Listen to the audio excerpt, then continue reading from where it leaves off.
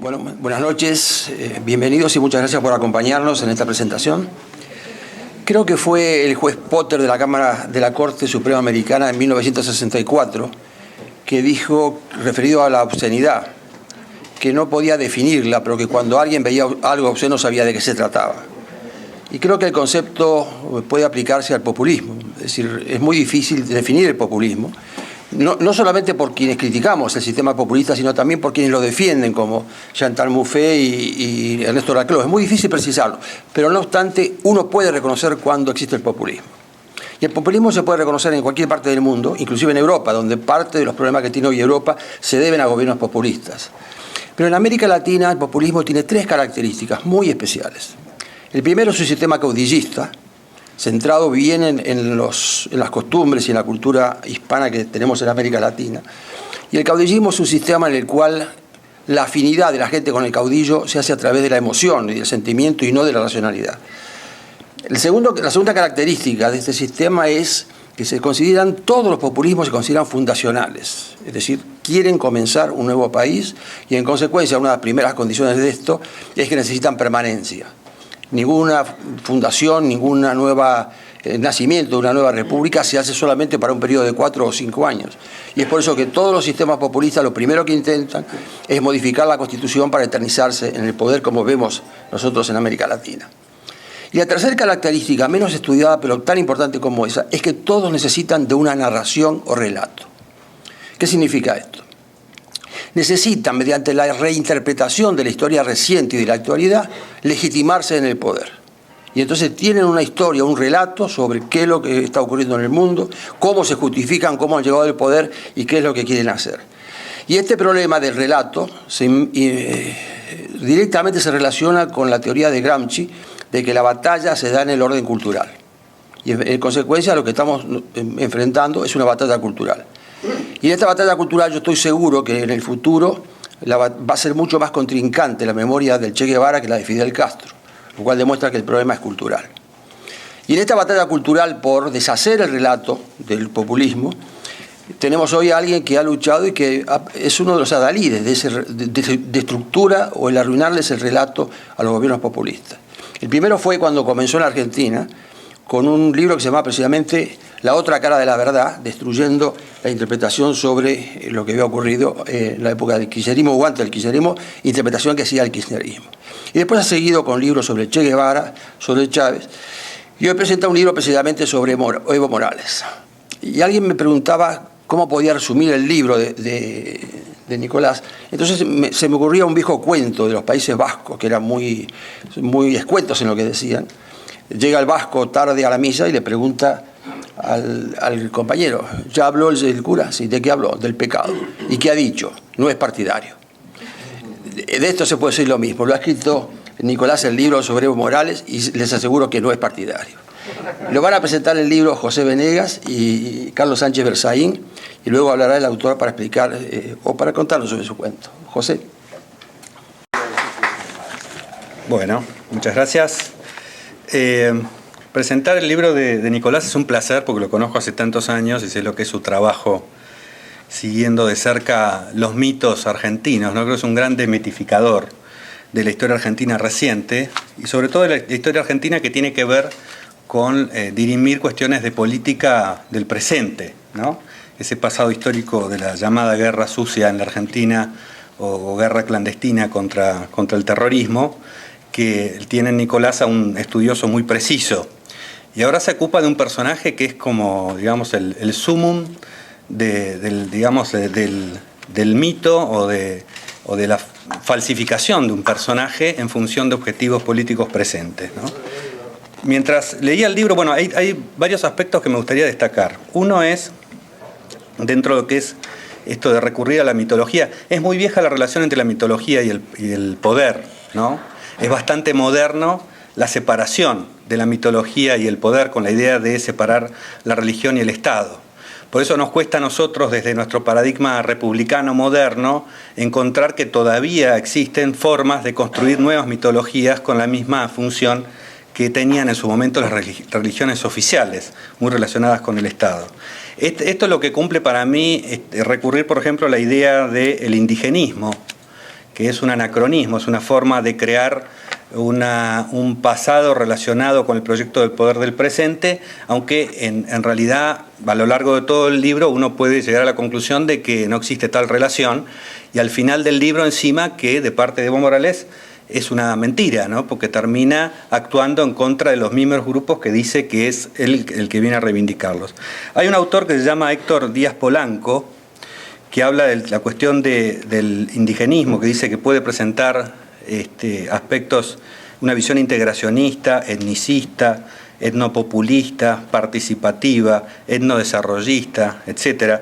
Pero ¿qué tienen todos en común? Dice, tienen en común, denominador, el constituir desde el punto de vista de su naturaleza concepciones políticamente inorgánicas o ajenas a los grupos étnicos, construcciones para entender o justificar la política, la práctica, que se aplica a los otros, y desde el punto de vista de las metas, definiciones de lo que debe cambiar en cada caso para que no cambie nada, o por lo menos nada que sea sustancial para el mantenimiento de la lógica del sistema. Pero todos tienen algo en común, y es que con los indigenismos la nación permanece intacta, la unidad nacional, que es la expresión de la desigualdad entre los sectores socioculturales que la constituyen, que queda a salvo, ¿no? Lo curioso es que el indigenismo, digamos, no está intentando volver a la situación tribal. La propuesta no es volver a la tribu, al orden político existente anterior, sino conquistar el orden político europeo que heredan los países de América, el Estado Nacional diseñado de acuerdo a las ideas europeas. Este es un dato que me parece a mí fundamental. El indigenismo, además, como tal, tampoco es indigenista. La visión indigenista es desde una parcialidad europeizante, ¿no? Es inclusive Bartolomé de las Casas el primero que habla de las injusticias cometidas con los indios y demás. Se lo considera más el iniciador de lo que se conoce como el derecho internacional de los derechos humanos. Y viene, por supuesto, desde una posición europea. El orden político en América, antes de la llegada de la conquista española, no tenía nada que ver con los parámetros reivindicativos que se pretenden utilizar para volver a ese pasado. El derecho territorial se establecía por medio de la conquista, o sea, no existía nada parecido a un derecho internacional más que el hecho de que el más fuerte se imponía y las fronteras se corrían o se establecían de acuerdo a quien tuviera el poder efectivo sobre los territorios. Por lo tanto, decir que puede haber una vuelta a esa situación sin los parámetros políticos de esa época, sino con los parámetros políticos actuales, es una gran falsificación. Pero la cuestión es también, o algo lo que tienen en común, muy en común, estos movimientos, es el odio a la libertad. No solamente el indigenismo, sino los otros populismos, como lo llamó Guillermo, tienen en común esto. Tocqueville decía en la discusión del proyecto de Constitución en septiembre de 1848, decía, el tercer y último rasgo que caracteriza sobre todo a mis ojos a los socialistas de todos los colores, de todas las escuelas, es una profunda desconfianza hacia la libertad, hacia la razón humana. Es un profundo desprecio por el individuo en sí mismo, como simple hombre. Lo que les caracteriza a todos es un intento continuo, variado, interesante, de mutilar, de acotar, de obstaculizar la libertad humana de todas las maneras posibles. La cuestión es que controlar el pasado implica, en este caso, controlar el presente. Si el indigenismo o la historia del pasado de la Argentina reciente no sirviera para dilucidar alguna cuestión política en el hoy, no tendría ninguna importancia. O sea, no se recurriría a esa fuente si no fuera por el hecho de que tiene utilidad práctica para dirimir cuestiones en este momento, ¿no? No es casual que sea Nicolás quien tome estos dos aspectos, tanto el de la historia argentina reciente como este otro que sirve a Evo Morales para llegar y mantenerse en el poder, que aparentemente no tienen relación, salvo que tienen una cosa en común, que lo tienen con los otros procesos populistas, que es el ataque al sistema republicano. Pero no el ataque para destruir o para cambiarlo por un orden anterior, sino para la conquista de ese sistema republicano, privándolo de la carne, digamos, y quedándose con la cáscara, ¿no? De alguna manera lo que se busca es la legitimidad de un sistema que no tiene nada que ver con los propósitos de fondo de estos movimientos, que lo que terminan con el objetivo de abaratar la fuente del poder. La legitimidad lo que hace es eso, digamos, le abarata a aquel que ejerce el poder la necesidad de ejercerlo por medio de la fuerza. Es una alternativa sumamente interesante. Y en esto, de la legitimidad, otra cosa que tienen en común, tanto el caso de Argentina como el de Bolivia, es el uso de la culpa colectiva y general y de manera indeterminada hacia algún hecho del pasado que permita que a través de un salvador, digamos, o de alguien que venga a poner fin a ese pecado, superar esa situación. Nosotros creo que tenemos un problema, los que queremos, digamos, representar la idea de la república o la libertad, que a veces vemos estos problemas con un cierto platonismo, diría, como si se tratara de la lucha de dos ideas. Por eso que lo que vemos muchas veces es contradicción. Nosotros vemos contradicción o no podemos establecer un hilo conductor entre el indigenismo, el neomontonerismo, cierto ecologismo, los ayatolas en Irán, ¿no? Posiciones que aparentemente, o el marxismo, posiciones que aparentemente no tienen ningún tipo de relación, y nosotros lo vemos como la lucha de dos órdenes de ideas, ¿no? Como si tuviera Locke por un lado y por el otro lado la Pachamama, Marx, Pocahontas, Greenpeace, qué sé yo, una cantidad de cosas, ¿no?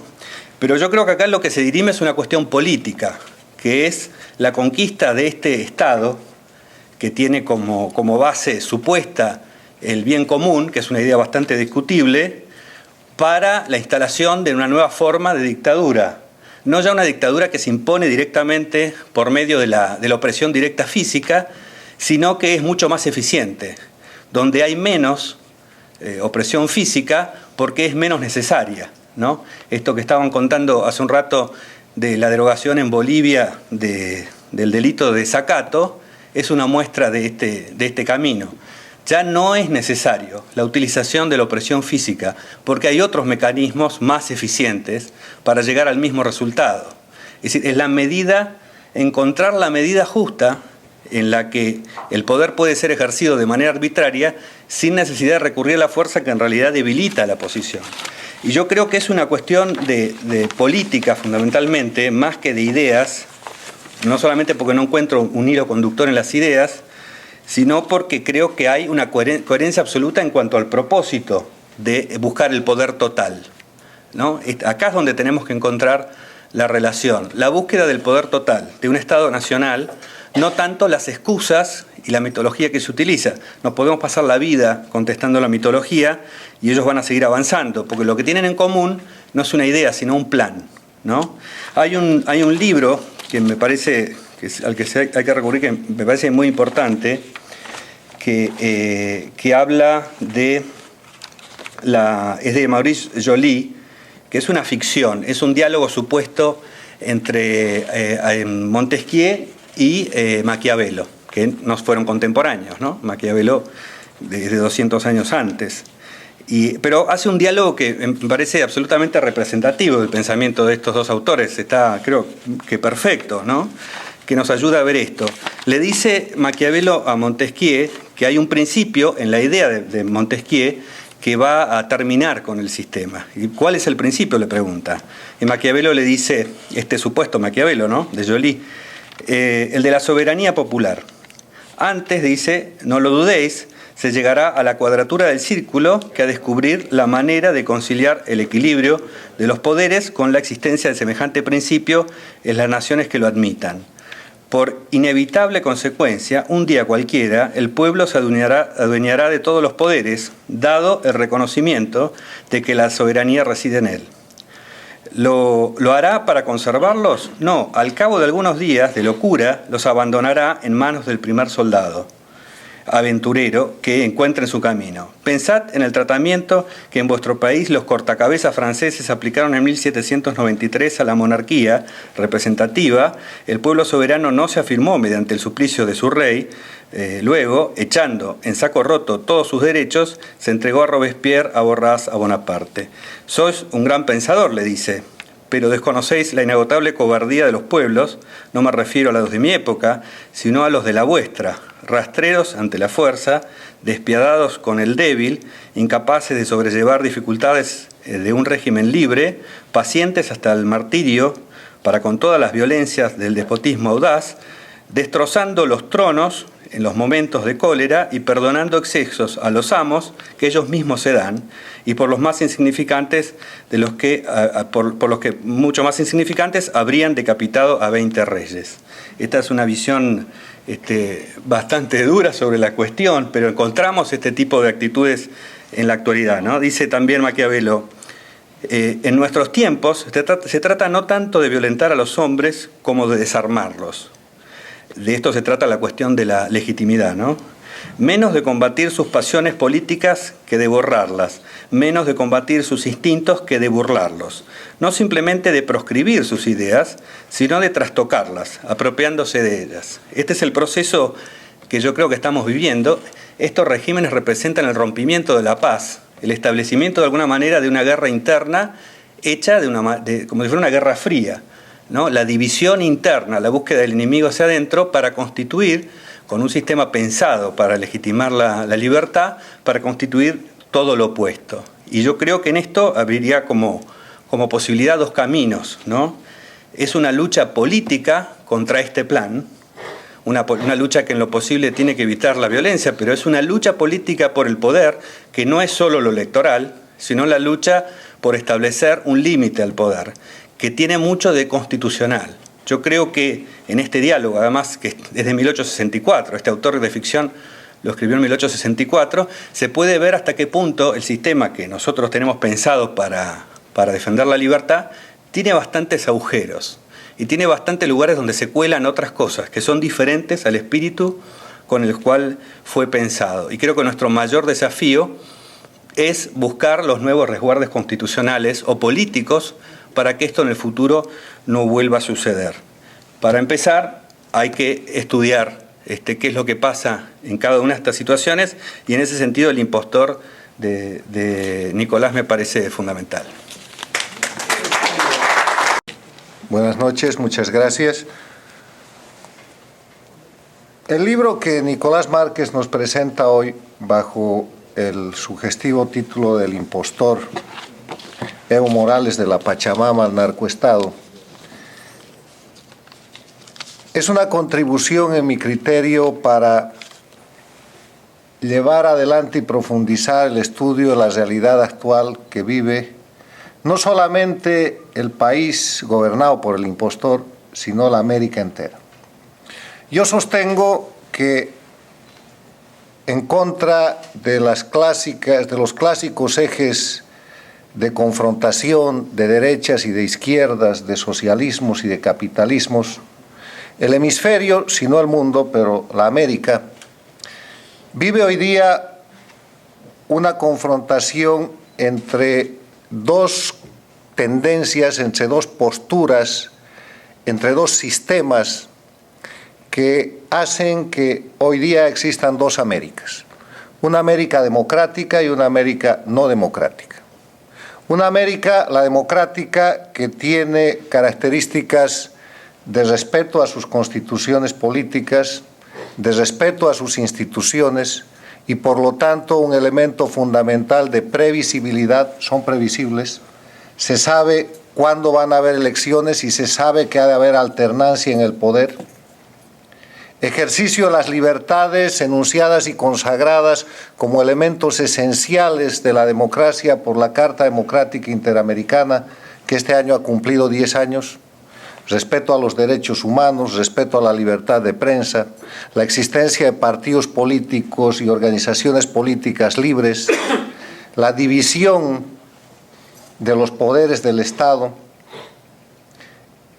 el respeto al ejercicio de los derechos fundamentales que tiene la persona, elecciones periódicas y limpias. Esos países que además cumplen con estos elementos de la democracia, los países democráticos, tienen oposiciones en libertad, y económicamente son países abiertos al libre mercado, son países en crecimiento y son países exitosos. Ustedes los quieren enumerar, los conocen. Son países como Chile, son países como Colombia, como el Brasil, como el Perú, como el Uruguay, como México, obviamente Estados Unidos y Canadá, pero en la Latinoamérica son muchos países centroamericanos como Panamá, como Costa Rica, que reúnen estos elementos y que son países que tienen estabilidad y que tienen un bienestar en su ciudadanía que no está sujeta a los sobresaltos del abuso en el poder político de parte de los gobernantes. No son países perfectos. Hay división de poderes y hay justicia que está más o menos funcionando, pero que en caso de violación puede ser objeto de denuncia porque son países además con una fuerte opinión pública. Y la opinión pública es el último resguardo de la libertad. Esos son países democráticos. Y no siendo la democracia una ideología, en la otra mano están los países no democráticos que tienen características totalmente contrarias. No respetan las constituciones porque los gobernantes han llegado para hacer constituciones políticas del Estado a su medida, con el propósito de permanecer indefinidamente en el poder. No respetan las libertades ni los derechos humanos de los ciudadanos. No hay libertad de prensa. Cuando no cierran, confiscan, se apoderan o compran, entre comillas, medios de comunicación para ser dueños de la creación de una opinión pública a la que temen. Anulan la opinión pública a través del avasallamiento, la presión y la persecución de los encargados de esa opinión pública. Liquidan la oposición porque son países que tienen perseguidos políticos, presos políticos y exiliados políticos. Son países que están destrozando, si no han destrozado ya, sus economías a través de un retorno inexplicable al centralismo, al estatismo, a la corrupción. Son países que están muy cerca del fenómeno ilícito del narcotráfico y que han hecho que en esos países crezca esta situación al punto que son sospechosos de ser narcoestados. Son países que no respetan, reitero, los derechos humanos y que por lo tanto no son democráticos. La discusión es si estos países han llegado ya a ser dictaduras y siguiendo opiniones de respetables defensores de la democracia, yo creo que son dictaduras civiles del siglo XXI y que hay que empezar a tratarlas como tal. Pero tienen además una característica. Están lideradas por caudillos, por personas que tienen fenotipos y conductas muy particulares que son del caso estudiar. Y es en ese punto donde se mezcla lo político con lo personal, donde hoy día Nicolás Márquez nos hace una importante contribución con su libro sobre Evo Morales, sobre su carrera política, sobre su gobierno, sobre sus aliados, sobre sus actos, sobre sus hechos, bajo el título del impostor. Impostor que, de acuerdo a la Real Academia de la Lengua Española, quiere decir tres cosas, por lo menos. Quiere decir un atributo falso, quiere decir que es alguien que finge o engaña con apariencia de verdad, y quiere decir que es un suplantador o una persona que se hace pasar por quien no es. En el caso actual, conociendo como conozco, creo que el título ha sido lo más exacto que Nicolás ha podido encontrar.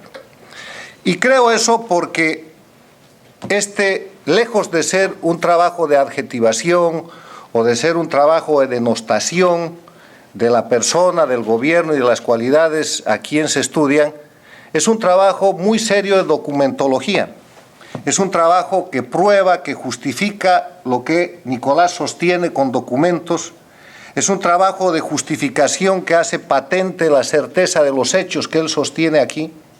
No he encontrado una sola afirmación que no tenga un respaldo de una fuente, de una disposición legal, de un proceso, de un actuado, de una declaración, de una noticia de prensa, absolutamente todas documentadas. Y es, por lo tanto, un trabajo de investigación, porque es sistemático, aclara la conducta de una persona, se retrotrae al pasado, aunque yo creo que se queda corto, porque sobre esto se podría escribir un tratado, no un libro, y esclarece varios hechos sobre un individuo que es hoy día cuanto menos sospechoso de actuar ilegalmente, que es el impostor. El desafío que nos plantea Nicolás Márquez con esta obra, y lo dice él en el capítulo introductorio de la misma, es que a toda aquella gente que durante los últimos años se convirtió en adulador, en promotor, en impulsor de Evo Morales, Nicolás Márquez lo desafía a discutir con los documentos que aquí presenta y con los casos que él explica y documenta.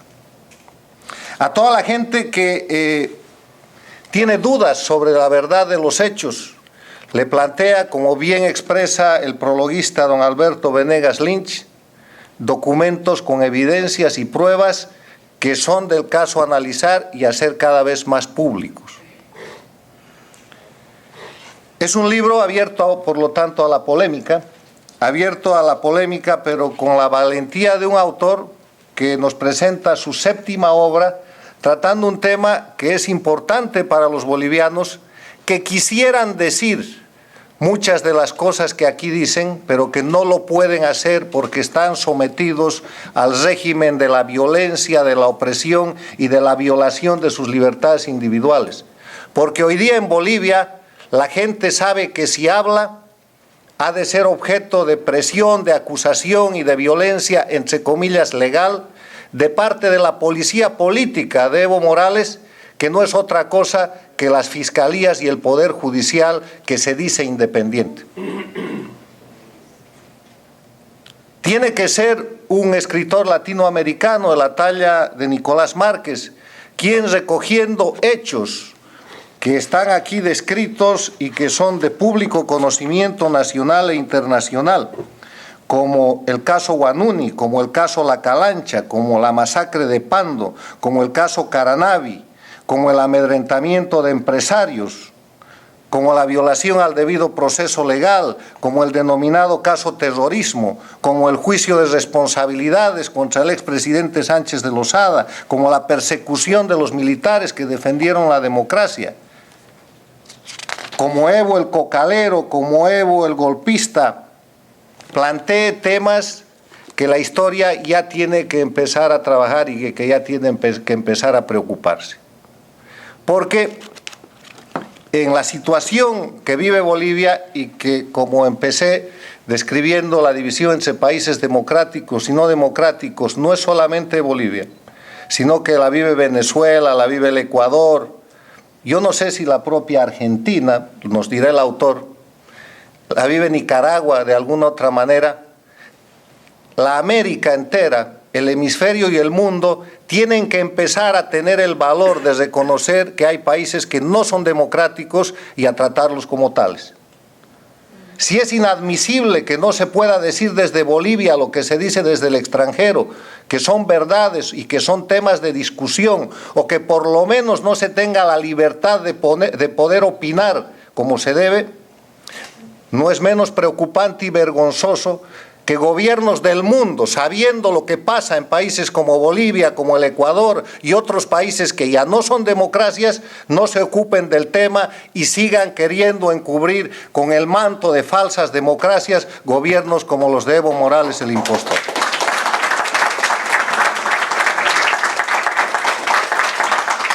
Yo quiero terminar invitando a todos ustedes a leer este libro, a polemizar sobre este libro, a dudar de este libro. Quiero invitar a defender a Evo Morales, porque con los documentos que hay aquí, esa es una causa perdida. Quiero decirle a Nicolás Márquez que este es un libro imprescindible para los defensores y los aduladores de Evo Morales, pero también es un libro imprescindible para los defensores de la democracia, para los bolivianos, para los latinoamericanos y para los ciudadanos del mundo que están interesados en la defensa de la libertad, que que están interesados en la defensa de la propiedad privada, que están interesados en la defensa de la libertad de prensa y de la libertad de expresión, que están interesados en el futuro de sus hijos. Porque lo que hoy día está pasando en mi país, Bolivia, y en otros países de América Latina, si estas cuestiones no son tratadas como se deben, mañana puede pasar en el país de cualquiera de ustedes, como sucedió en el pasado con Cuba y hoy día en países que están pagando el precio, que estamos pagando el precio de nuestra indiferencia. Quiero terminar felicitando a Nicolás y decirle que esperamos que este libro tenga un segundo volumen, porque así como muestra aquí más de 16 o 17 casos de masacres cometidas en su gobierno por Evo Morales y una serie de otros documentos, y termina el libro en la etapa en la cual Evo Morales, que se dice indígena, había traicionado y reprimido a los verdaderos indígenas del Tipnis, de la zona del Parque Isiboro Secure. Quiero decirle que desde entonces, que no han pasado meses y han pasado hechos mucho más graves, como el hecho de haber atacado a esos mismos indígenas, de haberlos procesado, de haberles metido presión política, de estar en marcha hoy día mismo una ley para que desde el Poder Ejecutivo se pueda confiscar con un simple memorándum la propiedad privada de cualquier boliviano para no solamente terminar con su libertad, sino también con su patrimonio. Muchas gracias. Bueno, muy buenas tardes, muchísimas gracias a todos ustedes por haber distraído vuestro tiempo y por estar aquí. Tengo una alegría inmensa de estar otra vez en este maravilloso lugar del planeta, en esta ocasión presentando El Impostor. Muchísimas gracias al Instituto Interamericano para la Democracia, a Guillermo Lustó por su persona y por su generosidad y por siempre haber pensado en mis modestos trabajos para presentárselos a ustedes. Estoy muy complacido por ello y muy complacido también, entre otras cosas, porque José Venegas, a quien admiro desde hace muchos años, hacía 2 años que no lo veía, lo vi en Lima, por casualidad nos encontramos en Lima, yo estaba en un piso del hotel y él en el piso de abajo, haciendo los dos cosas absolutamente distintas. Nos encontramos en Facebook, nos saludamos y ahí nos enteramos que estábamos a 2 metros de distancia. Una cosa absolutamente insólita, y a José lo admiro desde hace mucho tiempo, cosa que hoy le pude poner al firmarle el libro, pero como se lo he dicho desde siempre, él sabe que no le estoy mintiendo, porque uno cuando firma el libro generalmente es muy generoso, pero José sabe que se lo he dicho desde siempre y realmente estoy complacido con eso, así que gracias, José. Y bueno, realmente la presencia de Carlos Sánchez Berzaín, que es un testigo privilegiado de lo que yo cuento en el libro en calidad de víctima, como tantos bolivianos que han sido, que son víctimas de esta dictadura. Algunos son víctimas que padecen la dictadura de Evo Morales dentro de Bolivia y otros en el exilio, esperando y batallando desde el exterior por la libertad en este país y en toda la región, en definitiva, ¿no es cierto? Estamos todos los estados interconectados. El otro día fue realmente, para mí, creo que para muchos de ustedes también, compartirán el sentimiento de congoja cuando vimos la renovación del mandato dictatorial de Hugo Chávez por 6 años más. Me parece que aunque los que no somos venezolanos hemos vivido esas elecciones con la misma intensidad y preocupándonos por la suerte de nuestros países, en lo personal, en el gobierno dictatorial de la Argentina, no nos confundamos, no creamos que porque los gobiernos tienen el aval democrático no son dictaduras, o mejor dicho, que tengan el aval de la papeleta electoral colocada en el buzón no les quita el carácter dictatorial, ¿no es cierto? Quiero hacer mención también a un gran pensador, amigo y maestro, que es Armando Rivas, que está aquí, que prologó un libro mío, que fue una biografía sobre el Che Guevara, en contra, y estoy muy contento que esté Armando aquí, y él sabe más que nadie, probablemente desde hace muchos años, lo que es vivir bajo el socialismo. Y nosotros, en todo caso, creo que conocemos el socialismo de baja intensidad, o el socialismo soft, o el socialismo del siglo XXI, que, como bien dijo José, es una dictadura más eficiente, porque se vale de otros condimentos más difíciles de desarticular y además se vale de una apariencia o de una teatralización de legitimidad.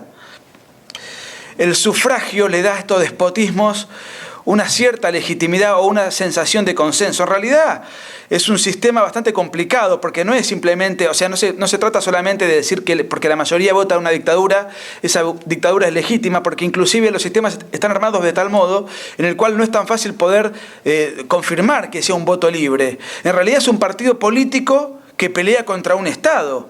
El partido político opositor en Venezuela, o los partidos que pueda haber en Bolivia, o los partiditos que hay en la Argentina, no pelean contra un partido oficialista. No son dos organizaciones cívicas que compiten entre sí. Es una organización política o disidente que tiene que competir contra un partido-estado, contra el Estado-partido, contra un Estado que tiene jueces, contra un partido político enemigo que tiene jueces, que tiene los servicios de inteligencia, que tiene la propaganda oficial, que tiene los punteros, la burocracia, todo un aparato con fondos públicos, y uno es una organización cívica que tiene que competir inclusive contra el partido que cuenta los votos, que es el Estado. Entonces es una pelea tan desigual que eso en parte también explica por qué estos gobiernos tienen tanto éxito reelectivo.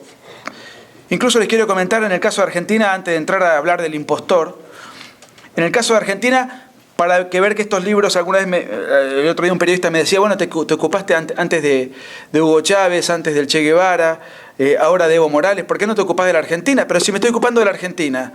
Estas cosas que ocurren no son ajenas a la Argentina. Cuando al otro día del triunfo, legítimo o no, fraudulento o no, de Hugo Chávez, al día siguiente los principales esbirros del kirchnerismo salieron a pedir la reelección de Cristina Kirchner y la modificación de la Constitución. Ustedes saben que en Argentina la modificación de la Constitución, a diferencia de lo que pasó en Ecuador, en Bolivia, en Venezuela, etcétera, todavía no se hizo porque se contaba con la trampa de la reelección matrimonial indefinida. ¿Qué ocurre? Fue Néstor Kirchner, fue Cristina Kirchner, y Néstor Kirchner muere en el 2010. Entonces a Cristina Kirchner le queda un mandato y ya. Entonces ahora ya están todos los adulones del kirchnerismo con esta trampa que no se les ocurrió nunca, pero ante el infortunio de tener al dueño del proyecto conyugal partidario que se murió, necesitan una nueva trampa para perpetuar el proceso. Quería empezar por el título y cierta mención que hizo Guillermo de que, bueno, no soy partidario. La realidad es que Julius Mencken decía que toda imparcialidad es artificial. Y creo que tenía mucho de razón. De Gaulle, alguna vez leí una frase de Gaulle que decía que neutral es todo aquel que en el fondo cree que mi enemigo tiene razón. Y la verdad, no soy partidario, porque soy partidario de valores opuestos a los que está llevando adelante Evo Morales y sus colegas del socialismo del siglo XXI en la región. Y me parece que es un momento determinado en donde más que nunca hay que tomar partido. Y me parece que ningún libro es absolutamente imparcial. En todo caso, hay libros escritos de un modo mesurado, hay libros serios, hay libros que no son serios, hay libros que tienen un lenguaje provocativo, un título provocativo. Yo creo que El impostor es un título provocativo. Me parece a mí que yo me defino como una persona que tengo pasiones, que no existe el ensayista absolutamente objetivo, porque inclusive incluso a la hora de seleccionar la documentación que uno va a utilizar, existe alguna subjetividad. Lo que a mí me parece que es lo que hay que rescatar o no, y eso lo va a evaluar el lector, es si el que escribió el libro lo hizo de una manera intelectualmente honesta. O si el libro está profesionalmente bien confeccionado o no. Si uno es un macaneador, como decimos en Argentina, o es un tipo que se ajustó a documentos, a verdades comprobables, etc. Para mí eso es lo importante. Yo me canso de leer libros de quienes no piensan como yo y los voy a respetar en tanto y en cuanto advierta una honestidad intelectual. La objetividad no existe. Esa es una manera de pensar que es polémica. Pero de todas maneras la polémica me parece bienvenida, porque una vez, hace muchos años, yo todavía no conocía tan de cerca la cultura norteamericana. No soy un experto, pero tengo la suerte de conocer muchos amigos y de haber venido muchas veces. Es una bendición. En el año 98, un pensador argentino, que muchos de los que son argentinos lo conocerán bien, que era Mariano Grondona, decía que para los argentinos, cuando decimos que una opinión es discutible, es negativo. Porque cuando algo es discutible, bueno, es como que no es una verdad de apuño, esto es discutible. Y para los norteamericanos, decir que algo es discutible es un elogio, porque ese algo genera polémica, genera debate, y el debate anima el pensamiento y genera nuevas ideas y nos incentiva, nos motiva a pensar, a discutir, a argumentar y a contrarrestar. Entonces lo que es discutible, lo que es opinable, en definitiva es un elogio, lo que genera polémica, lo que despierta debate. No tanto en mi país, pero por lo menos acá. Y este país es un poco el guardián de la libertad. Ya definió Carlos Sánchez Berzaín la figura del impostor. A mí me parece que Evo Morales es un impostor por muchas razones. Es un connotado mentiroso, es un ladrón, es un personaje totalmente, es un garante del narcotráfico, él cobija el narcotráfico, viene del narcotráfico. ¿O acaso alguien se cree que una persona que se dedica a manejar un sindicato que vende hojas para que los campesinos masquen coca puede construir ese poderío? Por supuesto que no. Necesitan otra fuente de financiación y necesitan para eso construir una comparsa, construir un libreto, reescribir la historia. Fíjense que yo arranco el libro, comienzo el libro citando algunas cosas que me parecen interesantes. La primera marcha fuerte indigenista que citan los principales biógrafos apologistas de Evo Morales se da en Bolivia en el año 92. ¿Y por qué no antes? Bueno, estas son percepciones que están sometidas, las podemos discutir. Yo podría tener mi teoría que está explicada en el libro y por supuesto es discutible. Pero en el año 92 la Unión Soviética deja de existir. En el año 92 formalmente la Unión Soviética deja de existir independientemente de la caída del muro de Berlín en el año 89. Como administración pública, política, como Estado imperial no existe más. Formalmente desaparece y se genera una disgregación. No existe más. No es casualidad que en el año 91 se haya creado el Foro de San Pablo. No es casualidad, entonces, a mi juicio, que en el año 92, ese mismo año, se les ocurre a los indigenistas o a los partidarios de ese conjunto de consignas que se conoce como ideología indigenista, empezar a reescribir la historia boliviana y empezar a solicitar y reclamar cosas que antes no pedían, no reclamaban, y a escribir una historia que es novedosa. Y que tiene que ver el año 92, además, con una fecha interesante, porque se cumplen los 500 años de que el genocida Colón se topó con las Américas. Entonces, fíjense qué interesante, me parece que muchos de nosotros hemos, durante muchos años, menospreciado la batalla cultural, cuyo a lo mejor el autor intelectual de esto, o el padre intelectual lo mencionó Guillermo, que es Antonio Gramsci. Nosotros hemos menospreciado la cuestión cultural. Me parece que en el año 92 o en los años 90, con la caída del muro de Berlín, con la caída del socialismo, apareció en escena una suerte de optimismo, y inclusive un libro marcó la época y fue editado en el año 92, que fue el libro de Francis Fukuyama, el fin de la historia y el último hombre. Ya está, ya terminó la historia, terminó el conflicto, terminó la guerra ideológica, la guerra política. De ahora en adelante, en tiempos más o menos cercanos, la democracia liberal, el capitalismo, las libertades personales van a ser lo que va a prevalecer en el planeta. Entonces apareció un determinismo triunfalista por parte de quienes piensan como nosotros. Entonces el determinismo marxista cambió de lugar, y eso creo que nos ablandó, nos anestesió, como decimos en Argentina, nos hizo dormir en los laureles, y 20 años después nos encontramos con que el grueso de la región, salvo algunos países, Sánchez Berzaín hizo una divisoria entre países democráticos y países dictatoriales, pero la mayoría de los países están en la causa dictatorial, y el socialismo del siglo XXI es un ayornamiento, una reversión de lo que pasó en el socialismo del siglo XX. Ahora, en el año 92, Evo Morales no podía salir con la hoz y el martillo reivindicando al hombre nuevo y hablando de la alienación y hablando de la plusvalía. Él y sus amigos de las ONGs y los intelectuales asociados del marxismo reciclado necesitaban un nuevo libreto, una nueva causa, reescribir el pasado, reivindicar indigenismos, hacer creer que Evo Morales pertenecía al sector indigenista cuando no tiene nada que ver con ello, reivindicar la Pachamama para tener una argumentación de por qué hay que expandir los cultivos de coca. Todo un libreto, toda una orquestación intelectual, ideológica, etcétera, que me parece a mí que no le hemos prestado atención. Había un pensador monárquico, Morraz, con quien yo mucho de sus ideas no simpatizo, pero que tenía conceptos muy interesantes. Y en un libro que se llama El orden y el desorden, él escribió un concepto que me parece muy interesante, que dice, él lo escribió por la Revolución Francesa, ¿no? En otro contexto.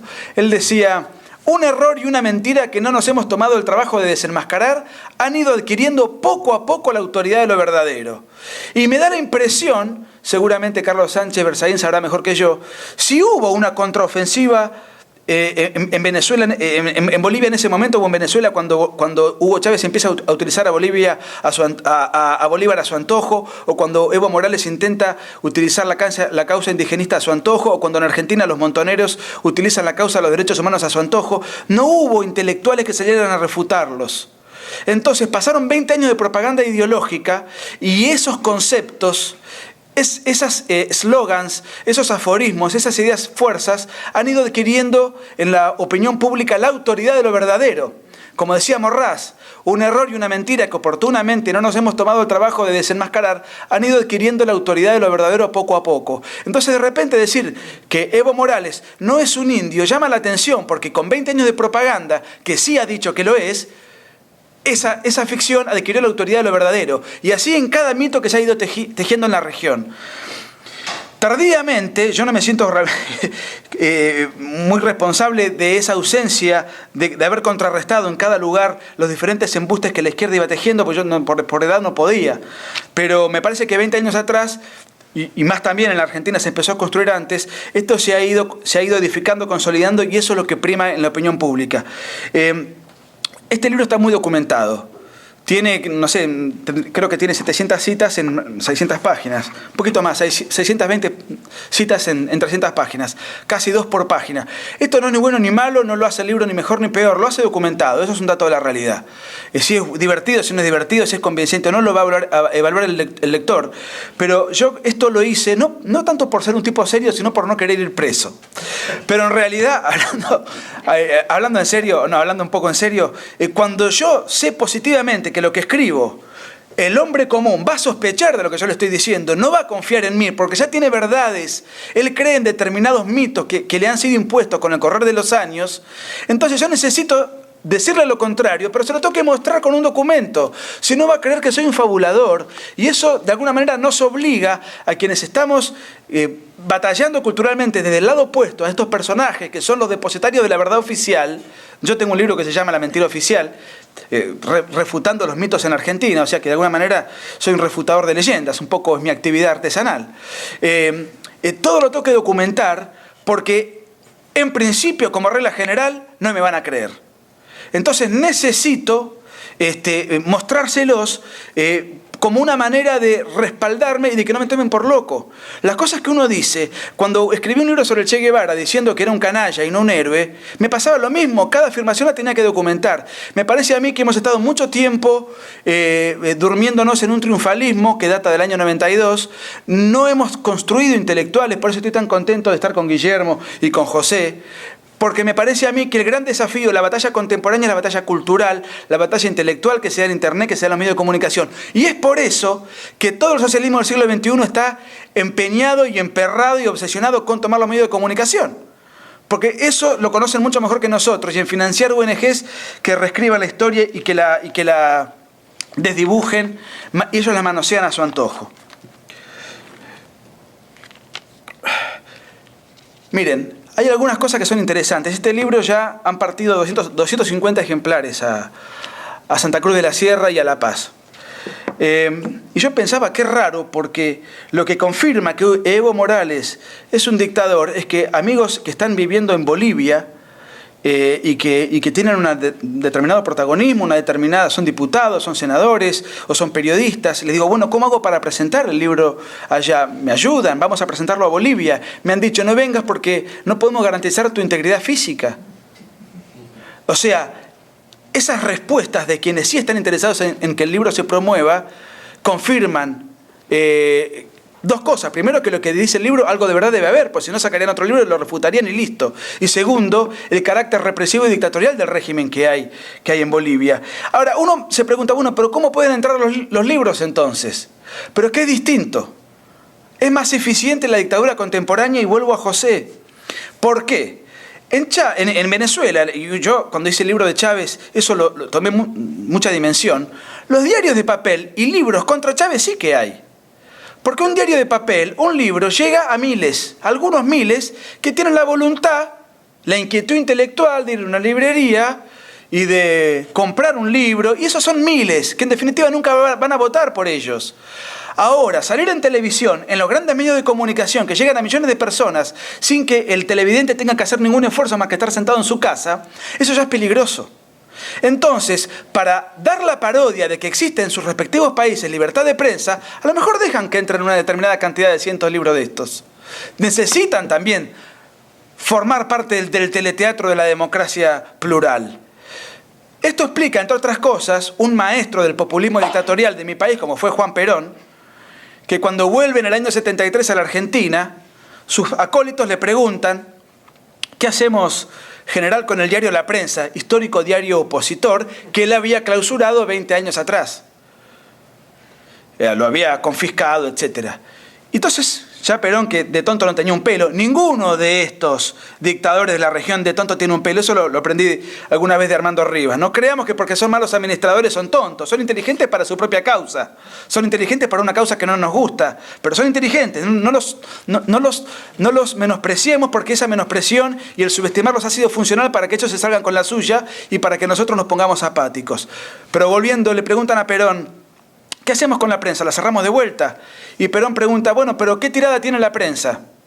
Y 80.000 diarios por día. Bueno, pero de los 80.000 la leen 40.000. Y de los 40.000 la entienden 20.000. Entonces dejala, que así no me dicen que soy un dictador. Esa fue la respuesta de ese gran maestro de los dictadores, que creo que junto con Fidel Castro son de alguna manera los dos grandes arquetipos de Latinoamérica. Entonces, y además el voto, el nuevo sistema que tiene el socialismo del siglo XXI para legitimarse a través de una estructura clientelar estatal, les permite darle una legitimidad a lo que están haciendo. Lo cual, es bastante fácil poner ejemplos sencillísimos de libro básico. Mussolini ganó por elecciones, Hitler ganó por elecciones, Perón ganaba por elecciones. Y voy a incluir, en que algunos puedan enojarse, a Salvador Allende dentro de la nómina de los dictadores que ganan elecciones, de los dictadores históricos. Lo que ocurre es que, como decía Víctor Hugo, no un periodista tránsfuga de la Argentina, sino el célebre pensador y novelista francés, Víctor Hugo decía que entre un gobernante que hace el mal y un pueblo que lo consiente existe cierta solidaridad vergonzosa. Por eso el gobernante necesita tener la solidaridad de los votantes, y eso le da un respaldo y una legitimidad bastante difícil de desarmar. Finalmente, me parece a mí que lo que el Instituto Interamericano para la Democracia hace, que es llevar adelante una discusión, una difusión y una defensa de las ideas en el mundo de lo cultural, es lo que hay que hacer. Porque esta es la batalla que hemos perdido. Nosotros, creo yo, con un poco de soberbia, somos los dueños de la verdad, pero no somos los dueños de los votos. Y para recuperar esos votos no nos queda mejor remedio que convencer. Aunque tengamos la verdad, a lo mejor no sabemos comunicarla, o no sabemos promocionarla, no sabemos utilizar el mejor color, el mejor eslogan, no tenemos el marketing tan estudiado, tan consolidado en la polémica televisiva. Yo quiero saber por qué. Me voy a extender 2 minutos más con un concepto que me parece que es muy interesante para terminar vengo una vez al año, he tenido la suerte de venir una vez al año, aguántenme 2 minutos más, pero con un concepto que a mí me tiene muy preocupado, que tiene que ver con esto que estoy diciendo, la batalla cultural. ¿Por qué? En Argentina, supongo que en el resto de América Latina también, debe pasar más o menos lo mismo. Los sectores que están a favor del mercado, o que votan, digamos, el hombre de clase baja generalmente, o de culturalmente baja, está atado al caudillo, a si le va un poco mejor o un poco peor desde el punto de vista económico. Las clases altas, ahora con el capitalismo de amigos, muchos suelen sumarse a la comparsa de amigotes del caudillo que les da concesiones en el Estado, etcétera, ¿no? Con los famosos, el nepotismo del socialismo del siglo XXI. La clase media, que es una clase en Argentina muy potente, es generalmente de centro izquierda. Y esto no es peyorativo, está bien, es respetable, pero la centroizquierda es colectivista, es estatista, tiene muchas ideas muy afines a estos personajes. A lo mejor es democrática, pero filosóficamente tiene muchas similitudes. Y es muy difícil oponerse a un socialismo despótico siendo un socialista suave como opositor, porque en definitiva son primos hermanos. ¿Por qué pasa esto? ¿Por qué los filósofos, los politólogos, los psicólogos, los sociólogos, los educadores, los docentes, los abogados, tienen una desconfianza en el Estado, una desconfianza en el mercado, y son amigos del Estado, amigos de determinados conceptos como cuestionables, como el que dijo José, el bien común, conceptos colectivistas? ¿Por qué razón? ¿Por qué no tenemos gente que piensa de una manera distinta en esos ambientes, que son los formadores de ideas, son los que escriben libros, los que manejan blog, los que tienen una columna en la radio? Es raro encontrar gente que opina de esta manera, por lo menos en Argentina y en países afines. ¿Por qué razón? Porque esas personas, cuando ingresan en la facultad, han tenido digamos, una persona que quiere prosperar, que quiere ser rico, que quiere ser empresario, es raro que estudie filosofía, aunque le guste la filosofía.